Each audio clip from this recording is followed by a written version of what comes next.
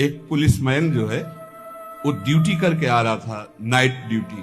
तो रास्ते में एक नवयुवती मिली, तो उसने कहा कि मैं रास्ता भूल गई हूं और आज आप अपने घर ले चलो। उसका ब्याह हुआ नहीं था, पवित्र भाव से वो घर ले गया। जब घर में ले गया तो फिर उसका पवित्र भाव हो गया उस युवती का।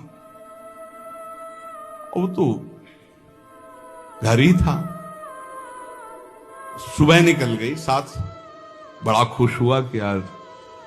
दूसरे दिन फिर वही मिली, तो उसने कहा आज तो घर नहीं भटकी होगी। बोले नहीं, कल से हमारी आपकी मित्रता होगी, हम रोज आपको यहीं मिला करेंगे।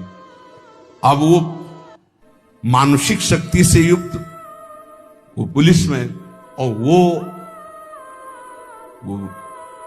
प्रेतियोनि को प्राप्त, जिसे चुड़ैल कहते, ऐसी वो।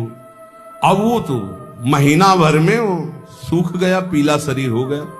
वैद्य के पास गया तो वैद्य ने कहा कि ऐसी दशा किसी शारीरिक सहवास से नहीं होती, तुम्हारा कोई मतलब एक अलौकिक शक्ति है जो तुम्हारा शोषण कर रही, वो स्त्री नहीं है।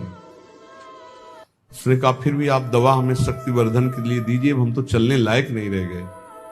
तो पुरानी रद्दी में कहीं गीता जी के कोई परिचय में श्लोक जैसे लिखे तो पुराने उसमें गीता जी के श्लोक, उसमें उसने पुड़िया बना वो पुड़िया ऐसे डाल ली, और उसने जाके गुस्सा में दरवाजा बंद कर लिया कि आज से हम मिलेंगे ही नहीं, हमारा तो जीवन ही बर्बाद हो गया। तो देखा पार्श्व में बैठी, उसके होश उड़ गए। उसने कहा कि आप कौन हो, कहां से आई हो? तो इतने दिन उससे मिल रहे हो, अभी ये नहीं जान रहे कौन हो? बोले कहां से आए हो?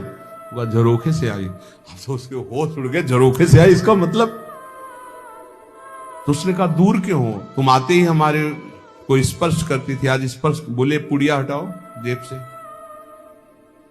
उसने पुड़िया में क्या? बोले इसमें गीता का श्लोक लिखा हुआ है, मैं तुम्हें स्पर्श तब तक नहीं करूंगी जब तक है, और देखो तुम हमें तनिक भी प्यार करते हो तो पुड़िया हटाओ। उसने कहा पुड़िया कैसे हटा सकते हैं? अब उस दिन वो बैठी रही पर स्पर्श नहीं हुआ, और समय आने पर चली गई। दूसरे दिन उसने गीता का पूरा जेब में रख लिया, और जहां आती ना यदा यदा धर्मस्य ग्लानिर्भवति, आना ही बंद हो गया।